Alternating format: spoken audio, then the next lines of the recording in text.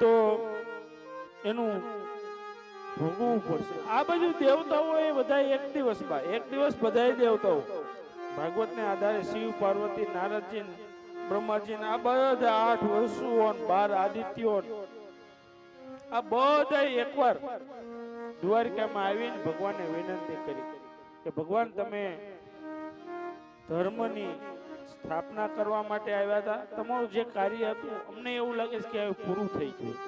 જો ઈ ખરેખર એવું હોય અને તમને પાછું સામે પૂછ્યું જો ભગવાન તમને એમ થતું હોય કે હવે મારે કાર્ય પૂરું થઈ ગયું છે બરાબર, તો તમે હવે પ્રભુ સ્વધામ પધારો, અમે તમારે વિરહમાં અમે હવે દુઃખી થઈ, કારણ કે બા હારાની તો હંદેન જરૂર. હા, એટલે કહેવાય જીવનમાં વિવેક લાવો તો આપણને બધાય બોલાવશે.